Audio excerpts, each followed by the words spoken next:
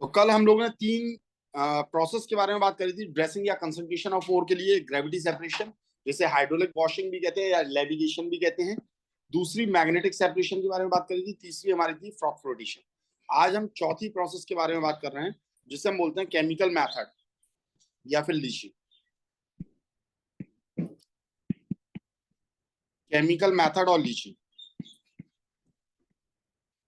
ठीक है। इसे छोटे से एक एग्जाम्पल से समझाता हूँ, ठीक है। क्या होता है कि हमारी जो ओर रहती है, पहले मैं नॉर्मली समझा दे रहा हूँ। हमारी जो ओर रहती है, इसे हम किसी सूटेबल रिएजेंट के साथ में ट्रीट करते हैं। Treated with suitable reagent. और रिएजेंट हम ऐसा सिलेक्ट करते हैं जिसमें हमारी ओर क्या हो जाए, सॉल्युबल हो जाए। जिसमें हमारी इस रिएजेंट में ओर सॉल्युबल हो जाए, घुल जाए, और इम्प्योरिटीज जो हैं वो इनसॉल्युबल हो। इम्प्योरिटीज इनसॉल्युबल हो। तो फिर हम क्या कर लेंगे, इसका कर लेंगे हम फिल्ट्रेशन। तो फिल्ट्रेशन से हमारी इम्प्योरिटीज तो अलग निकल जाएंगी। फिल्ट्रेशन से इम्प्योरिटीज जो रहती हैं वो दूर हो जाती है। और इस फिल्ट्रेशन में छान लिया मतलब हमने, तो इम्प्योरिटीज इनसॉल्युबल है तो ये निकल जाएंगी। और यहाँ जो बाकी का पार्ट बचेगा उसे हम बोलेंगे फिल्ट्रेट। क्या बोलते हैं, फिल्ट्रेट। ये फिल्ट्रेट को अब हम क्या करते हैं, किसी एक ऐसे सूटेबल रिएजेंट के साथ में रिएक्ट कराते हैं, ठीक है, जिससे हमारी ओर जो रहती है वो फिर से इनसॉल्युबल हो जाती है। क्या हो जाती है, इनसॉल्युबल हो जाती है, इनसॉल्युबल हो जाएगी। और जब ये इनसॉल्युबल हो जाएगी तो अब हम इसे, यानी कुल मिलाकर वो प्रेसिपिटेट बना लेती है। प्रेसिपिटेट, जो चीज सॉल्युबल नहीं होती है उसे प्रेसिपिटेट कहते हैं, ठीक है। तो ये पीपीटी हमारा बन जाएगा। तो हमारे पीपीटी को हम एक बार क्या करेंगे, फिर से हम इसे बाहर निकाल लेंगे, ठीक है ना। फिर से हम इसे फिल्ट्रेट कर लेंगे। तो इस तरीके से हमें और इम्प्योरिटीज से हमने दूर कर लिए। अब देखना, अभी भी इस ओर में, अभी भी इस ओर में जो ये ओर बची है, इस ओर में अभी भी क्या है, कुछ ना कुछ इम्प्योरिटीज रहती है, सम इम्प्योरिटीज आर स्टिल प्रेजेंट, ठीक है। कुछ एक इम्प्योरिटीज अभी भी मौजूद होती है, क्योंकि हो सकता है वो भी आपकी इस रिएजेंट के अंदर वो इम्प्योरिटीज भी सॉल्युबल हो, तो वो रहेंगी, है ना। तो इन इम्प्योरिटीज को हम क्या कहते हैं, इन्हें हम बोलते हैं गैंग्यू। तो हम क्या करते हैं, इस गैंग्यू को निकालने के लिए हम कुछ एक सर्टेन सब्सटेंस को ऐड करते हैं। सर्टेन सब्सटेंस को इसके अंदर ऐड करते हैं। और इसे ऐड करने पर हमारा क्या होता है कि जो हमारा गैंग्यू रहता है वो इस सर्टेन सब्सटेंस के साथ में मिलकर, इस सब्सटेंस को हम बोलते हैं फ्लक्स। क्या बोलते हैं, फ्लक्स। तो गैंग्यू और फ्लक्स मिलकर अब एक दूसरे के साथ कंबाइंड हो जाते हैं, और कंबाइंड होकर ये फॉर्मेशन करते हैं स्लैग का। किसका फॉर्मेशन करते हैं, स्लैग का। तो what is slag, when गैंग्यू is combined with the flux, ठीक है। ये स्लैग बन गया, यानी मडी टाइप का बन गया। और ये यूजली कैसा होता है, लाइटर होता है, बहुत हल्का होता है। तो लाइटर होता है, ठीक है। तो ये फ्लोट करता है किस पर, ओर के ऊपर। फ्लोट एबव ओर, ओर के ऊपर आपका ये फ्लोट करेगा। और जब ओर के ऊपर आपका ये फ्लोट करेगा तो हम इसे बड़े आराम से निकाल सकते हैं, रिमूव इजिली। जैसे इसका एक देखो, डेली लाइफ का एक छोटा सा एग्जांपल बताएं। आप सपोज करो नमक लेकर आ रहे हैं, बहुत महंगा नमक है कोई, और वो गिर गया नीचे जमीन में, तो वो मिट्टी के साथ में पूरा मिक्स हो गया। अब आपको नमक को अलग करना है, क्या करोगे, उस पूरी मिट्टी और नमक के मिक्सचर को उठाओगे, पानी के अंदर डाल दो। मिट्टी पानी के अंदर सॉल्युबल नहीं है, नमक सॉल्युबल है। अब आपने फिल्टर कर लिया तो मिट्टी फेंक दी, अब नमक कहाँ पहुंच गया, पानी के अंदर, पानी के अंदर। तो अब हम कोई ऐसी प्रोसेस लगाएं, उसमें कोई ऐसा केमिकल डालें, जब वो नमक एक बार फिर से इनसॉल्युबल हो जाता है, हम उसे फिल्टर करके निकाल लेंगे। हालांकि नमक के साथ में तो हम क्या कर सकते हैं, सिंपली हम पानी को गर्म कर देंगे, पानी उड़ जाएगा, नमक हमें मिल जाएगा। ठीक है, तो ये वाली प्रोसेस कुछ इस तरीके से यहाँ पर ये चलती है। और ये प्रोसेस जो लीचिंग होती है, केमिकल मेथड होता है, सबसे बेस्ट आपको समझ में आएगा जब हम एल्यूमिनियम का एक्सट्रैक्शन करें। तो एल्यूमिनियम का एक्सट्रैक्शन, अभी ये जनरल मेथड के बाद में जब एल्यूमिनियम का एक्सट्रैक्शन पढ़ते हैं तो वहां पर ये चीज काफी अच्छे से आपको ये समझ में आएगी। तो अब कुल मिलाकर यहां से आपको ओर मिल गई है। क्या मिल गई है? ओर मिल गई है। अब हम यहाँ पर सेकंड प्रोसेस लगाएंगे। तो ये 4 मेथड हो गए, काय की? ड्रेसिंग की या कंसंट्रेशन के। अब इस कंसंट्रेटेड ओर को अब हम किस में कन्वर्ट करेंगे? मेटलिक ऑक्साइड में। किस में कन्वर्ट करेंगे? तो दो में से कोई एक मेथड लगाते हैं, या तो हम लगाते हैं रोस्टिंग या हम लगाते हैं कैल्सिनेशन। तो कब रोस्टिंग लगाएंगे, कब कैल्सिनेशन लगाएंगे, वो अभी हम आपको बताएंगे। हाँ बताओ।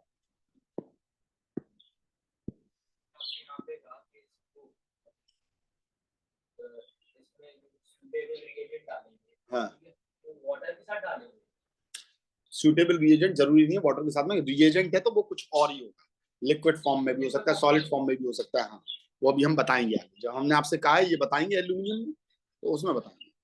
तो अब हम नेक्स्ट यहाँ पर नेक्स्ट प्रोसेस करने जा रहे हैं, वो होता है conversion of concentrated ore to its oxide. Conversion of concentrated ore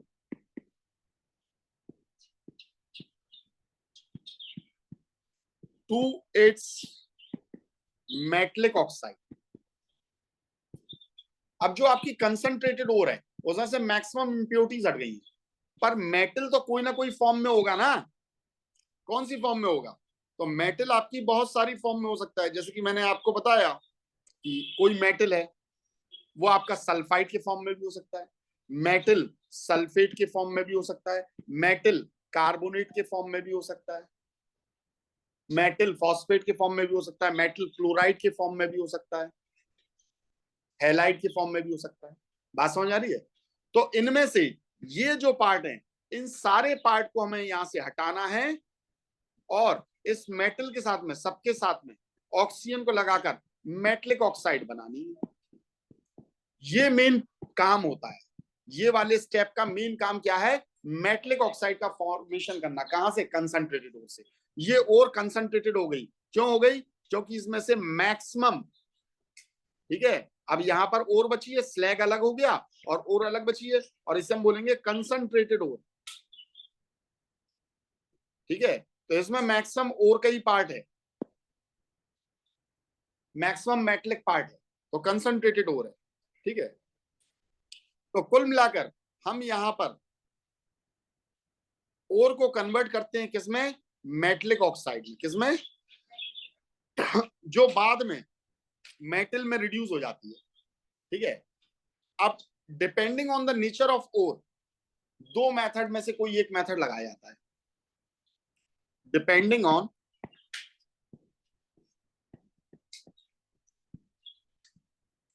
nature of ore, one of the two methods is applied। दो में से कोई एक मेथड हम अप्लाई करें। हमारी इसका ये, क्योंकि हमें मेटलिक ऑक्साइड बनाना है, तो मेटलिक ऑक्साइड बनाने के लिए दो में से कोई एक मेथड हम अप्लाई करते हैं।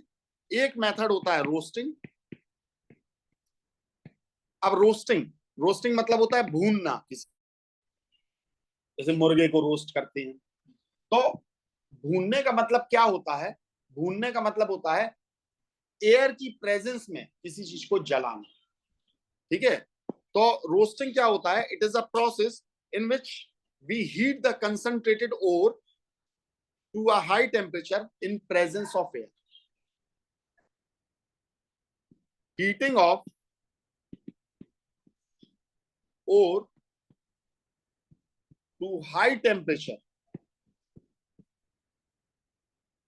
To high temperature in presence of, किसकी प्रेजेंस में? ये बहुत जरूरी है, एयर की प्रेजेंस में। ठीक है, तो कैल्सिनेशन का मतलब क्या होगा, इस बात को भी यहां पर समझ लो।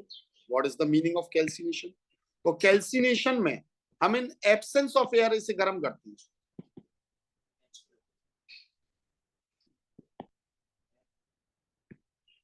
हीटिंग और या कंसंट्रेटेड और in absence of air, absence of air, air की एब्सेंस में आप इसे गर्म कर रहे हो। मतलब जैसे कि याद रखने के लिए ऐसे याद कर लो, रोस्टिंग डायरेक्टली आग में लगाकर हम भून रहे हैं, और कैल्सिनेशन ऑमलेट बना रहे हैं, हम डायरेक्टली आग में थोड़ी भून देते उसे। बात समझ आ रही है? मजबूरी है ये, हमें इस तरीके से समझाना पड़ता है। ठीक है, तो बेसिकली कौन सी ओर्स के लिए रोस्टिंग करेंगे और किसके लिए कैल्सिनेशन करेंगे, तो समझना। हमें क्या बनाना है? Metallic oxide. क्या बनाना है? तो मेटलिक ऑक्साइड अगर हमें बनाना है, हमें क्या बनाना है? मेटलिक ऑक्साइड बनाना है, तो उसके लिए ऑक्सीजन जरूरी है ना, ऑक्सीजन जरूरी है ना। और अगर ऑक्सीजन जरूरी है तो ऐसी ओर्स जिनमें ऑलरेडी ऑक्सीजन होती है, जिनमें ऑलरेडी ऑक्सीजन होती है, उनमें हम क्या लगाते हैं? उनमें हम लगाते हैं कैल्सिनेशन। बिना एयर के ही तो गर्म कर दोगे, उसमें तो ऑक्सीजन है ना, नहीं है समझ? तो कौन सी ओर्स होती हैं? वो होती हैं हाइड्रेटेड ओर्स। हाइड्रेटेड ओर्स यानी कि जिसमें पानी ऑलरेडी मौजूद है, जो भी हाइड्रेटेड ओर्स रहती है, ठीक है।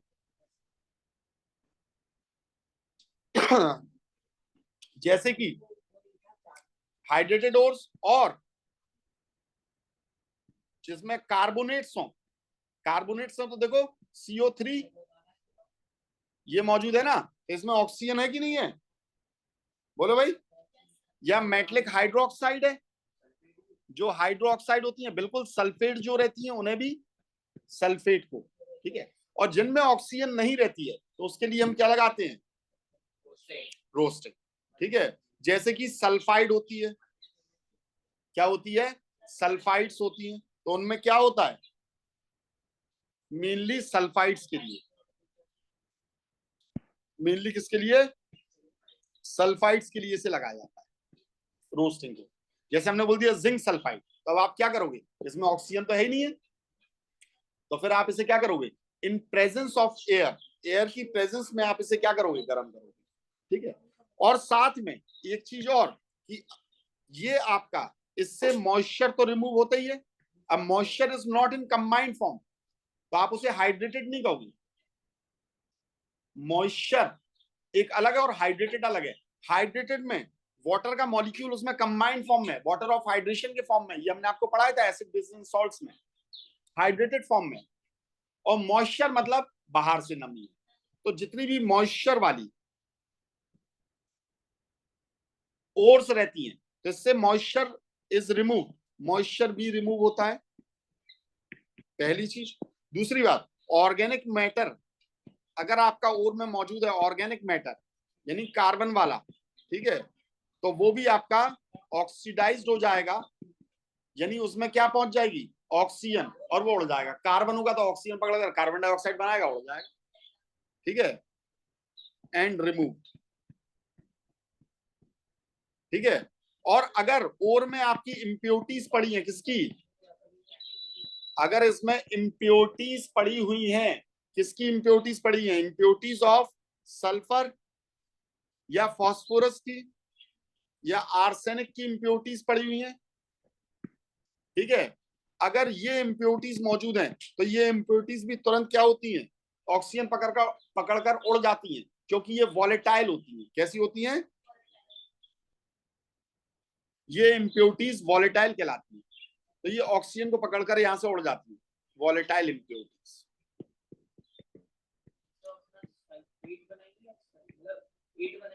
देखो सल्फर एज ए इम्प्योरिटी पड़ी हुई है, हम ये नहीं कह रहे आपसे कि जिंक सल्फाइड है या लेड सल्फाइड है या आयरन सल्फाइड। सल्फाइड, सल्फर अकेला पड़ा हुआ है इम्प्योरिटीज के फॉर्म में, सल्फर पड़ा हुआ है, कहीं की मिट्टी में सल्फर भी होता है, गंधक भी होता है। तो ये सल्फर क्या करेगा? हमने ऑक्सीजन की प्रेजेंस में से गर्म किया तो ये क्या बनाएगा? Sulphur dioxide. और सल्फर डाइऑक्साइड तुरंत क्या होती है? उड़ जाती है। क्या होती है? क्या होती है? उड़ जाती है, ठीक है। फॉस्फोरस होता है अगर P4, तो ये क्या बनाएगा? P4O10 बनाएगा, ठीक है। फिर यहां से ये आर्सेनिक है, ये ऑक्सीजन पड़ेगा तो आर्सेनिक ऑक्साइड बनाएगा, और ये सब जल्दी से आपके बहुत ही कम टेम्परेचर पर ये सब आपके उड़ जाती है, आर्सेनिक ऑक्साइड वगैरह। समझ में आई ये बात? ये सब उड़ जाती है, ठीक है। और बाकी आपका जैसे जिंक सल्फाइड आपका मौजूद है, तो ये भी ऑक्सीजन लेकर यहां से ये सल्फर डाइऑक्साइड को निकाल देगा और क्या बना देगा, जिंक ऑक्साइड। अब मेटल के साथ में अगर आपका ये मौजूद है सल्फाइड, तो ये भी आपका एक अलग तरीके से हो रहा है। या पीबीएस है, तो ये भी ऑक्सीजन पकड़ेगा, तो सल्फर ऑक्सीजन पकड़ के क्या बनाएगा, सल्फर डाइऑक्साइड, और लेड क्या बनाएगा, पीबीओ, लेड ऑक्साइड। समझ में आ गई बात? आयरन सल्फाइड है, एफईएस है, ये ऑक्सीजन पकड़ेगा तो ये क्या बनाएगा, सल्फर डाइऑक्साइड, और ये क्या बनाएगा, Fe2O3 या FeO, कुछ ही बना सकता है। समझ में आ गई बात? कोई प्रॉब्लम इसमें? रोस्टिंग के कुछ बेनिफिट क्या होते हैं, ये जो आपकी ओर रहती है उसे आपका ये पोरस बना देता है। पोरस मतलब होता है पोर्स आ जाते हैं उसमें, स्मॉल स्मॉल होल्स आ जाते हैं। हाँ, रोस्टिंग मेक्स और पोरस। कौन करेगा, रोस्टिंग। तो इसकी वजह से क्या होता है, ये यूनिफॉर्मली हीट होता है, यूनिफॉर्मली एक सा हीट होता है, ठीक है। उम्मीद है ये बात समझ में आ गई होगी। अब कैल्सिनेशन में हम लोग क्या करेंगे, जैसे हमने लिया जिंक ऑक्साइड, जिंक कार्बोनेट, इसमें देखो ऑक्सीजन तो ऑलरेडी प्रेजेंट है, हमने सिंपली से हीट कर दिया इन एब्सेंस ऑफ एयर, तो इस जिंक ऑक्साइड में और कार्बन डाइऑक्साइड को निकाल दिया। हमने कैल्शियम कार्बोनेट लिया, इसे हीट कर दिया, हीट करने पर क्या होगा, कैल्शियम ऑक्साइड और कार्बन डाइऑक्साइड, ये आपकी अलग निकल जाएगी, ये उड़ जाएगी कार्बन डाइऑक्साइड, ठीक है। तो आपको क्या मिल गया मेनली, यहाँ पर मेटल मिल गया कि नहीं मिल गया, मेटलिक ऑक्साइड मिल गई कि नहीं मिल गई है, ठीक है। तो ये मेन इसका काम होगा। उम्मीद है ये बात समझ में आ गई होगी। अब जो नेक्स्ट पार्ट होता है वो होता है reduction of metallic oxide to metal. अब मेटलिक ऑक्साइड किस में कन्वर्ट होगी, मेटल में कन्वर्ट होगी। अब ये नेक्स्ट स्टेप आ गया। तो आपका पहला स्टेप क्या था, क्रशिंग एंड ग्राइंडिंग, दूसरा था ड्रेसिंग या कंसंट्रेशन या बेनिफिकेशन ऑफ ओर, तीसरा हो गया concentrated ore is converted into metallic oxide. अब चौथा है reduction of metallic oxide, reduction करना, ऑक्सीजन को उठाकर मेटल को लेना, स्मेल्टिंग, और पांचवा रहेगा रिफाइनिंग या प्यूरिफिकेशन ऑफ मेटल। इसे अब हम लोग समझेंगे।